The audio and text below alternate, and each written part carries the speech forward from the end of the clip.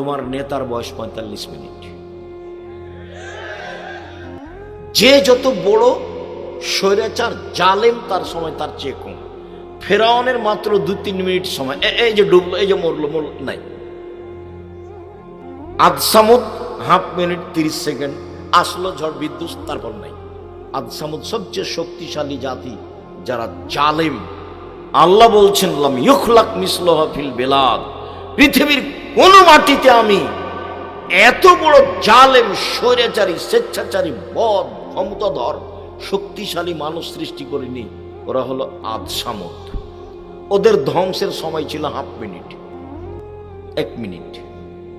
আর ফেরাউনের 2-3 মিনিট, এই যে ডুবলো, এই যে গেল, এই নেই। আর জুলুম করো না তার সাক্ষী তুমি। মানুষকে মারো না, মানুষকে জেল হাজত দিও না, মানুষকে অপমান করো না, মানুষের জমি দখল করো না, মানুষের কাছ থেকে জোর করে টাকা আদায় করিও না, চাঁদাবাজি করো না, ভিক্ষা করে খাও, শ্বশুরের কাছে টাকা নিও না, যৌতুক নিও না। এগুলো সব পথ হারাম। তোমার চরিত্র হায়ানার মতো, তোমার চরিত্র কুকুর শ্রেণীর মতো, তোমার চরিত্র সবচেয়ে নিম্ন শ্রেণীর, ইতর শ্রেণীর মানুষের মতো। তোমার বাপ তোমাকে কি করে মানুষ করলো? তুমি কেন পশু? তুমি কেন জাতির জন্য ভারী? তুমি কেন শ্বশুরের কাছে টাকা চাও? তুমি কেন মানুষের কাছে টাকা চাও, চাঁদাবাজি করো? কেন করো? আমি তোমাকে ভিক্ষা করে খেতে বলিনি, আমি বলেছি মানুষের বাড়িতে কাজ করে খাও। আমি নিরুপায় হয়ে বলেছি যে ভিক্ষা করে খাও। বাপ বেটা ভিক্ষা করো, কেন শ্বশুরের কাছে টাকা নিবা? বোনকে জমি দাও না কেন? এটা গায়ে বান্ধা, মানে বোনকে জমি দেয় না। এটা গায়ে বান্ধা, মানে শ্বশুরের কাছে টাকা নেই, যৌতুক ছাড়া বিবাহ দেয় না ছেলে মেয়ের। ভিক্ষা করে খাবেন? এই ছেলে, তুমি নিয়েছো? তোমার বাপ নিয়েছে? তোমার বাপের মুখখান দেখো কালো হয়ে আছে। এই বেটাই, বাপ বেটা কালকে ভিক্ষা চাইবে মানুষের কাছে, ভাবো। সন্ধ্যা হতে হতে টাকা ফেরত দিবা, শরম হয় না কেন? লজ্জা হয় না কেন? উপার্জনের পথ তো আছে, সহজ পথ, দিন মজুরি, সহজ পথ, চাকরি, ছোট যে কোনো জায়গায়, কোনো কোম্পানিতে, সহজ পথ, জমি চাষ, সহজ পথ, ব্যবসা, চকলেট, বাদাম। সারাদিনে 300 থেকে 500 টাকা ইনকাম করবো, সংসার চলবে ইনশাআল্লাহ। অবাক কথা, জাতির জন্য তুমি ভারী হয়ে গেলে কেন? মানুষের কাছ থেকে জোর করে টাকা আদায় করতে পারে, তুমি কি দিয়ে বুঝলে? তোমার বাপ তোমাকে কি মানুষ করলো? কেন তোমার বাপ তোমাকে জন্ম দিয়েছে? তোমার বাপই সংসার বোঝে না, তোমার বাপই তোমার ক্ষতি করেছে। তোমার বাপ 14 বার বলে যে আমার ছেলে মেধা ভালো, গোল্ডেন পেয়েছে, আমার মেয়ের মেধা ভালো, গোল্ডেন পেয়েছে। কিসের ডাক্তার তুমি? কিসের ডাক্তার? 3টা এ লাগবে পরীক্ষা, তুমি 7টা দিলে কেন? 7টা দিয়েছো কেন? যে কোম্পানি টাকা দিয়েছে সেই কোম্পানি তো ওষুধ লেখে কোনো, কে তোমাকে ডাক্তার বলেছে? আমি আব্দুর রাজাক বিন ইউসুফ তুমি একদিনও বলিনি। তোমাকে আমি গরু ছাগলের মতো মনে করি, পশু প্রাণী। তোমাকে আমি হায়ানা মনে করি, কে বলে ডাক্তার তুমি? তুমি তো স্কুলে যে বলো ও কালিমা তোমার আকাশ, ও কালিমা তোমার বাতাস। আমি তো বলি না কোনোদিন। আমি কেন বলবো? ঠাকুর বাঙালিদের শত্রু, ঠাকুর মুসলমানের শত্রু, ঠাকুর ভারতের শত্রু, ঠাকুর জাতির শত্রু, ঠাকুর বাংলা ঢাকা বিশ্ববিদ্যালয়ের শত্রু। যেদিন ভারত, বাংলাদেশ, পাকিস্তানের মুসলমান ইংরেজের হাতে নির্যাতিত, সেদিন ঠাকুর লন্ডনে মুচ পাকায়। সেই ঠাকুরের গান আমার ছেলে মেয়ে বলে। তোমার ছেলে তোমার বাপের সন্তান, এটাকে একটু ভারীও মনে করলো না? দিন রাত তুমি স্কুলে গিয়ে ঠাকুরের গান বলো। ঠাকুরের বাবার আকাশ, কে বলেছে যে ঠাকুরের কালিমায়ের আকাশ? তোমার লজ্জা হয় না? তোমার শরম হয় না? তোমার বাপ কলেজের শিক্ষক, তোমার বাপ বিশ্ববিদ্যালয়ের শিক্ষক। কি বোঝাতে চাচ্ছ তুমি আমাকে? তোমাকে আর তোমার বাপকে যদি আমি মূর্খ প্রমাণ করতে না পারি, জাতির সামনে বক্তব্য দেবো না। 30 বছর থেকে বলছি, 30 বছর থেকে আমি বলি না ঠাকুরের গান। আমার ছেলে মেয়ে বলে না ঠাকুরের গান। আমি ঠাকুরের গান বলি না। ঠাকুরকে আমি মানুষই মনে করি না। ঠাকুরটা একটা হিন্দু মানুষ, ও মুসলমানের শত্রু, ও জাতির শত্রু, ও বাঙালিদের শত্রু, ও ঢাকা বিশ্ববিদ্যালয়ের শত্রু, ও বাংলা ভাষার শত্রু। তাকে দাম দিতে হবে মানে? আমি বিবেক বেঁচে খেয়েছি। সম্মানিত দিনী ভাই বোন, কিভাবে আপনারা বলেন সেটা আমার বুঝে আসে না। আপনার ভিতরে কোনোদিন ছাড়াও দেখলাম না। এমনি তো দৌড়িয়ে বেড়াচ্ছ, মিছিল করছো অমুকের চরিত্র ফুলের মতো। তুমি কয়দিন মিছিল করেছো? ঠাকুরের গান চলবে না? তোমাকে একটু খারাপ লাগে না কেন? কি করে তোমার ছেলে মেয়ে, তোমার ভাই বোন সকালে উঠে বলে ও কালিমা তোমার আকাশ, ও কালিমা তোমার বাতাস, কালিমার আকাশ কালিমার বাতাস? তোমার খারাপ লাগে না কেন? বাঙালিদের জন্মই শিরক, ওর ভিত্তি শিরক, ওর খাওয়া শিরক, ওর চলা শিরক, ওর শিক্ষা শিরক, ওর ঘুমিয়ে থাকা শিরক। একবারে শিরকের মধ্যে ডুবে আছে বাঙালি। ঠাকুর একে ডুবিয়েছে। আর ঠাকুর হলো প্রিয় মানুষ, এটা হয় কি করে? আমি কি দিয়ে বলতে পারি? কোনোদিন আমি বেগম রোকেয়াকে শিক্ষিতা মহিলা বলিনি, কোনোদিন বলিনি। হায়াতে দেহে স্বাস্থ্যকালীন বলবো না। কেন? বেগম রোকেয়া আপনি কেন চিনলেন না? ওই যে আপনাদের গাইবান্ধার ট্রেন স্টেশনের কথা, ঘটনা হয়তো বা আপনার পাটনায় হতে পারে। বেগম রোকেয়ার একটা কথা শোনাই, কেন আমি বলবো তাকে শিক্ষিতা মেয়ে? তোমাদের গাইবান্ধার ট্রেন স্টেশনে গাইবান্ধার মেয়েরা পর্দা করে হজ সফরে যাবে। তো 5-6 জন মহিলা একসাথে বের হয়েছে, ওর বাপ আছে বা চাচা আছে, ওরা একসাথে যাবে। তো গাইবান্ধাতে প্ল্যাটফর্মে বসে আছে। তো বেশি পর্দা করে সেজন্য একটা বড় চাদর দিয়ে ওরা 4-5 জন মহিলাকে এভাবে ঢেকে রেখেছে। ওর চাচা বা ওর বাপ দিয়ে বাইরে গেছে। এখন ওই স্টেশন মাস্টার প্ল্যাটফর্ম খুঁজছে, দেখি কোথায় কি আছে। তো এক জায়গাতে দেখছে যে একটা বড় চাদরটা ঢাকা আছে, মনে করছে এটা বস্তা। তখন পাঁদে দেখে এইটা কিসের বস্তা, এটা কিসের বস্তা? পর্দাকে নিন্দা করছে বেগম রোকেয়া, পর্দা দেখাচ্ছে। ওরা ঢাকা আছে সেজন্য বেগম রোকেয়া কিভাবে দেখাচ্ছে? পাঁদে দেখাচ্ছে এটা কিসের বস্তা, এটা কিসের বস্তা। বেগম রোকেয়া জানে না আমি তাকে শিক্ষিতা মেয়ে বলবো? তোমার বুদ্ধি হারাচ্ছে, তোমার বিবেক হারাচ্ছে। তুমি পশু প্রাণীর মতো, তুমি ইতর শ্রেণীর মানুষ। তুমি বলো গা, যাও তুমি মিছিল করে বেড়ো গা। তোমার বাপকে আর তোমাকে যদি আমি, তোমার জাতিকে যদি আমি মূর্খ প্রমাণ করতে না পারি, জাতির সামনে বক্তব্য দেবো না। 30 বছর থেকে বলছি, 30 বছর থেকে। জাতির জন্য বোঝা কেন? চাঁদাবাজি করে তোমাকে খেতে হবে কেন? তুমি নিম্ন শ্রেণীর মানুষের পিছনে দৌড়াও কেন? 100 খান মোটর সাইকেল নিয়ে ইতর শ্রেণীর মানুষের পিছনে দৌড়াও কেন? আল্লাহ রাসূল বলছে ও লোকা ইবনে লোকা, ও নেতা মানে ও লোকা ইবনে লোকা, ও অধমের সন্তান অধম, ও গাইবান্ধার ভাষায় ও বেন্ডের বাচ্চা বেন্ডে। আমি তার নাম নিই না, তুমি যার সাথে দৌড়িয়ে বেড়াও পিছিয়ে পিছিয়ে 1000 খান মোটর সাইকেল নিয়ে, আমি তার নামটা নিব। গাইবান্ধার ভাষাতে আল্লাহ রাসূল বলছেন ও বেন্ডের বাচ্চা বেন্ডে।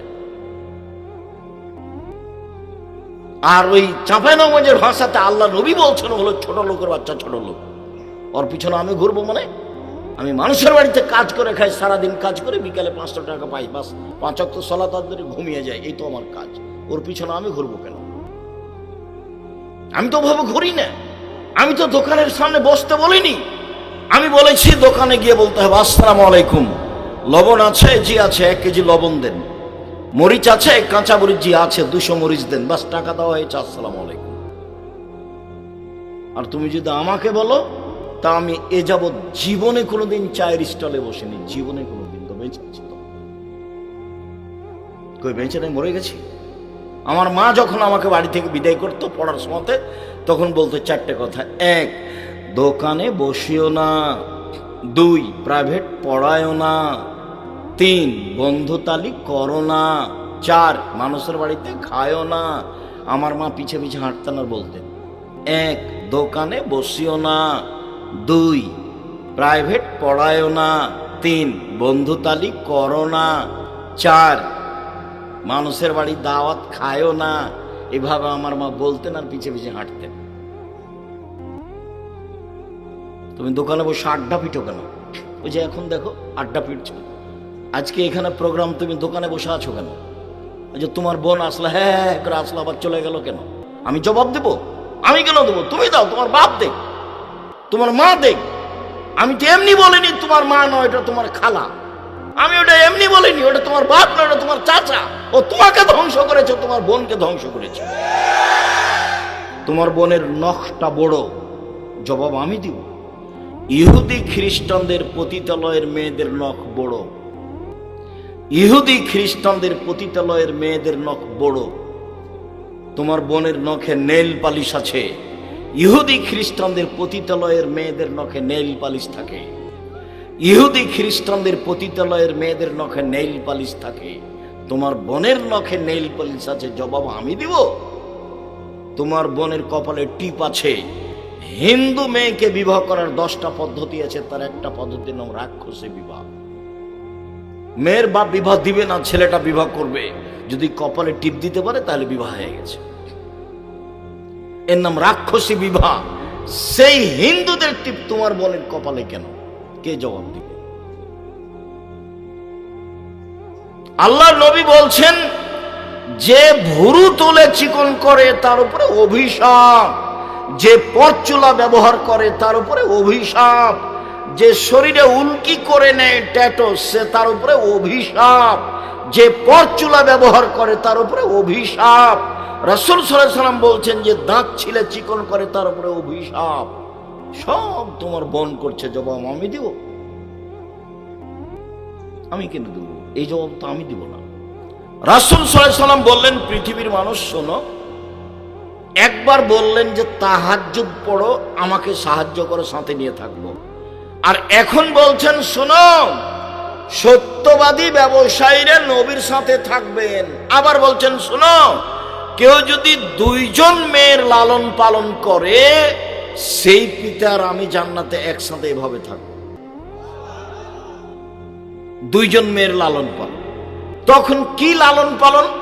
তখন বলছেন, 1 আল্লামাহুন্না, মেয়েকে বিদ্যা শিখিয়ে দিল।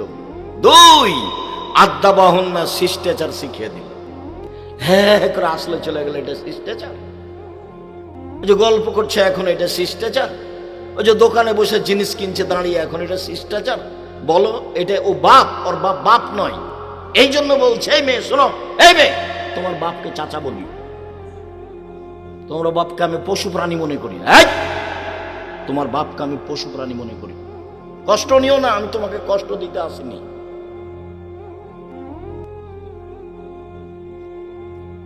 তোমার বাপ আমার দিনী ভাই, তোমার মা আমার দিনী বোন, গায়বান্ধা আমার শ্বশুর বাড়ি এলাকা, আত্মীয়তার অভাব নেই। কাজেই আমি কষ্ট দিতে আসিনি, আমি দুঃখিত। আপনার ছেলে মেয়ের জবাব আমি দিব না আপনি দিবেন? এটার কি উত্তর আপনার কাছে আছে? ছেলে মেয়ে জাতির জন্য বোঝা হলো কেন? মেয়ে এমন হলো কেন? কে জবাব দিবে? মা দিবে, ওর বাপ দিবে। আল্লাহ নবী বলছেন যে ওই বাপ আমার সাথে জান্নাতে থাকবে। কে? 1 মেয়েকে বিদ্যা শিখিয়ে দিল, 2 শিষ্টাচার শিখিয়ে দিল। বলো তো, ওই ফ্যাশন বোরকা পরে ভ্যানিটি ব্যাগ হাতে করে চলে যাওয়া বাজারে, এটাই কি শিষ্টাচার? কি দুলা ভাইয়ের সাথে এসেছে, আর এটা তো গায়বান্ধাপুরা হিসেবে একটু কম বদনাম করিয়েন। আচ্ছা ঠিক আছে, কমই করছি। জামাই এসেছে তো শাশুড়ি বলছে যুবতী মেয়েকে, তোর দুলা ভাইকে চা দিয়াই, পানি দিয়াই, পান দিয়াই, খাবার দিয়াই। তো একটা তো বিবাহ সূত্র দিয়েছেন, আর একটা এমনি ফাও দিলেন কেন? এটা তো কোলে করে নিয়ে বসে আছে। আপনি শ্বশুর, এটা চোখে পড়ে না? আপনি শাশুড়ি, এটা চোখে পড়ে না? কেন পড়ে না? এটা জামাই বাড়িতে এসেছে, খাবার দিবেন আপনি, ভাত দিবেন আপনি, পানি দিবেন আপনি, সবকিছু করবেন আপনি। তো আপনি আপনার মেয়েকে পাঠালেন কেন? কেন পাঠালেন? এর জবাব আমাকে দিতে হবে না তোমার বাপ দিবে? দেও, বলো দেখি। তোমার বাপ তো একটা মেয়ে বিবাহ সূত্রে দিয়েছে, আর একটা ফাও দিল কেন? তুমি এখন বলো যে একে বাপ বলবে না, একে চাচা বলবে। বাপ তো মানে জিম্মেদার। 1 মেয়েকে বিদ্যা শিখিয়ে দিল, 2 মেয়েকে শিষ্টাচার শিখিয়ে দিল, 3 মেয়ের বিবাহ শাদী দিয়ে দিল, 4 মেয়ের সাথে ভালো আচরণ করলো। ওই বাপ আর আমি মুহাম্মদ সাল্লাল্লাহু আলাইহি ওয়াসাল্লাম জান্নাতে একসাথে এভাবে থাকবো। দুঃখিত সম্মানিত দিনী ভাই বোন, কি করতে পারি?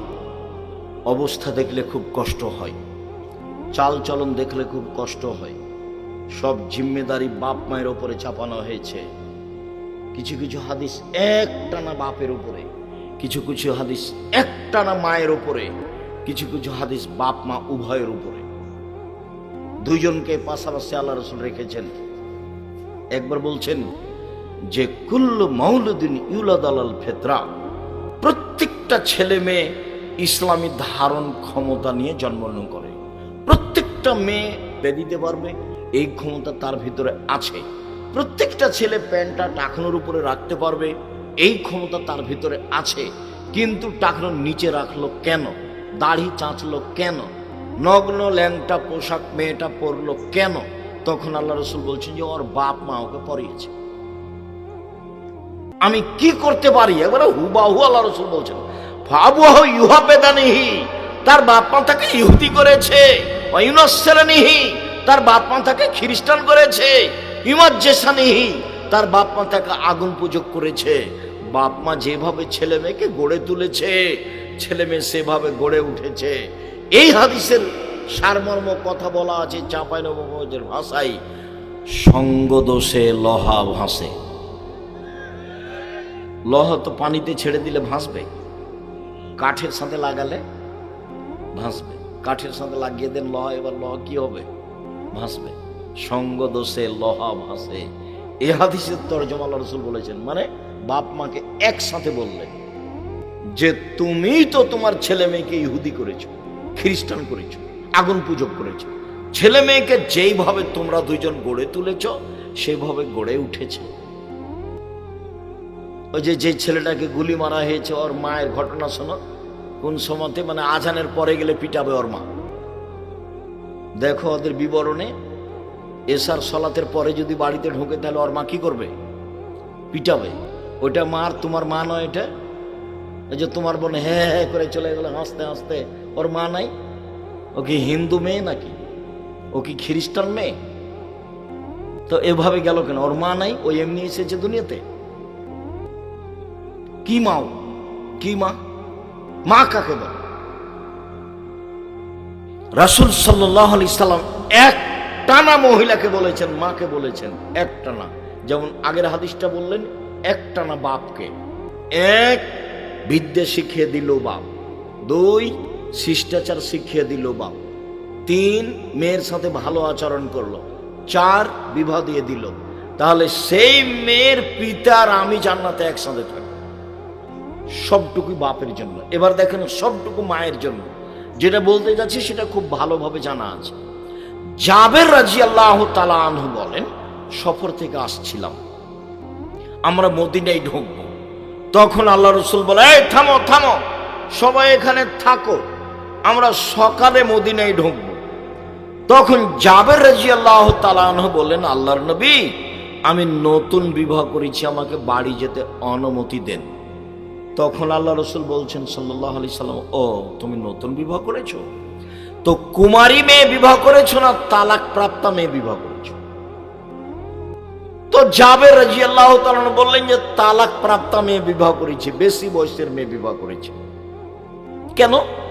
কম বয়সের মেয়ে কেন বিবাহ করলে না? তুমি তার সাথে খেলতে, ও তোমার সাথে খেলতো। তুমি কুমারী মেয়ে কেন বিবাহ করলে না? তুমি তার সাথে খেলতে, ও তোমার সাথে খেলতো। এই পর্যন্ত আল্লাহ রাসূল বললেন। তখন জাবের রাদিয়াল্লাহু আনহু বলছেন, আল্লাহ নবী শোনেন, আমার আব্বা উহুদের যুদ্ধে শহীদ হয়েছেন, 9 জন মেয়ে রেখে আমার 9 জন বোন আছে। আল্লাহ নবী শোনেন, আমার আব্বা উহুদের যুদ্ধে শহীদ হয়েছেন, 9 জন মেয়ে রেখে আমার 9 জন বোন আছে। আকরাহুনা তাযাওয়াজা মিসলাহুন্না, ওদের সমবয়সের কম বয়সের মেয়েকে বিবাহ করা পছন্দ করিনি 4টা কারণে। বেশি বয়সের মেয়ে বিবাহ করেছি 4টা কারণে। আমার বোনদের সমবয়সের মেয়েকে বিবাহ করা পছন্দ করিনি 4টা কারণে। বেশি বয়সের মেয়ে বিবাহ করেছি 4টা কারণে। এক, লিতুআল্লিমাহুন্না, আমার স্ত্রী যেন আমার বোনদেরকে বিদ্যা শিখাতে পারে। 2, লিতুরাজ্জিলাহুন্না, আমার স্ত্রী যেন আমার বোনদেরকে শিষ্টাচার শিখাতে পারে। শিষ্টাচার কি জিনিস? শিষ্টাচার কি জিনিস তুমি বলো? যে দোকানে দাঁড়িয়ে জিনিস কিনছে, এটাই শিষ্টাচার? তুমি বলো। এই যে ল্যাংটা হয়ে চলে যাচ্ছে প্যান্ট পরে স্কুলে, এটাই শিষ্টাচার? তুমি বলো। নগ্ন পোশাক পরে স্টেজে চলে যাচ্ছে স্কুলে, তুমি বলো এটা শিষ্টাচার? বড় মোবাইলে তোমার বোন দিন রাত ল্যাংটা মেয়ে দেখছে, পুরুষ দেখছে, বলো এটাই শিষ্টাচার? আরে মানুষ পশু প্রাণী হয়ে গেলেও তার ওখানে বুঝে যে এটা খারাপ। তুমি তো বলতে পারবে না এটা শিষ্টাচার। তাহলে হচ্ছে কেন? আমি বেশি বয়সের মেয়ে বিবাহ করেছি যাতে করে আমার স্ত্রী আমার বোনদেরকে শিষ্টাচার শিখাতে পারে। 3 বলে তুরাজ্জালাহুন না, যাতে করে আমার স্ত্রী আমার বোনদের মাথার চুল চিরুনি করে সাজগোজ করে পরিপাটি করে রাখতে পারে। তোমার বোন চুল এলোমেলো করে চলে গেল, জবাব আমি দিব না তোমার মা দিবে? ঢং ঢং করে কামিচ্ছে, চিকন চর খাটো বোরকা পরে চলে গেল, ফ্যাশন বোরকা পরে চলে গেল, ব্যাগ ভ্যানিটি ব্যাগ হাতে করে চলে গেল। ব্যাগ নিয়ে যাচ্ছে কেন তোমার বোন? কেন যাবে? যাবে কেন? তোমার বাপ মরেছে, তোমার মা মরেছে, যাবে কেন? দেখো না তুমি? সম্মানিত দিনী ভাই বোন, আমার স্ত্রী যেন আমার বোনদেরকে পরিপাটি সাজগোজ করে রাখতে পারে। 4 বলে তাকুমা আলাইহিন্না, আমার স্ত্রী যেন আমার বোনদেরকে পাহারা দিতে পারে। তো তোমার মা তো পাহারাদার। তাহলে বলো, এখন হাসছে ওভাবে বসে আছে তোমার বোনটা, এটা কি তোমার মা কি পাহারাদার? হাদিস তো বুখারী মুসলিম। কি জবাব আছে এর? জবাব কে দিবে? বক্তৃতার জগৎ একটা প্রায় মিথ্যা জগৎ। শতকরা 95 জন বক্তা মিথ্যুক, শতকরা 98 জন মুফাসসির মিথ্যুক। ধর্মের নামে মিথ্যা কথা বলছে, ধর্ম কি জিনিস তার জানাই নাই। যার থুঁথির জোর সেই বক্তা। জনগণ তো বুঝতে চায় না কোনটা সত্য কোনটা মিথ্যে। জনগণ তো হিসাব করতে পারে না ভালো মন্দ। আমি কি দিয়ে বুঝাতে পারি শিষ্টাচার কি জিনিস, পাহারা কি জিনিস? একটানা মহিলার উপরে চাপিয়ে দিলেন। 1 মাই বাচ্চাকে বিদ্যা শিখাবে, 2 মাই বাচ্চাকে শিষ্টাচার শিখাবে, 3 মাই বাচ্চাকে পরিপাটি করে রাখবে, 4 মা বাচ্চাকে পাহারা দিবে। তোমার বোনের হাতে একবার ছোট থেকে পুতুল আছে, বলো তো এটা কোন শিষ্টাচার? তোমাদের বাড়িতে কাঁকড়া আছে শোকেজে, বলো তো এটা কোন শিষ্টাচার? তোমার মা একটা আয়না কিনেছে, সেটা হলো কাতল মাছ, বলো তো এটা কোন শিষ্টাচার? তোমার বাপ একটা পট পায়খানা করা, ছোট তোমার বোনের পায়খানা করা একটা পট কিনেছে, যেটা ঘোড়া, বলো তো সেটা কোন শিষ্টাচার? আর তুমি নিজে দড়িয়ে বেড়াচ্ছ নির্বাচনের নামে, একটা সিগারেট খাবা সেই জন্য, একটা বিড়ি খাবা সেই জন্য, বলো এটা কোন শিষ্টাচার?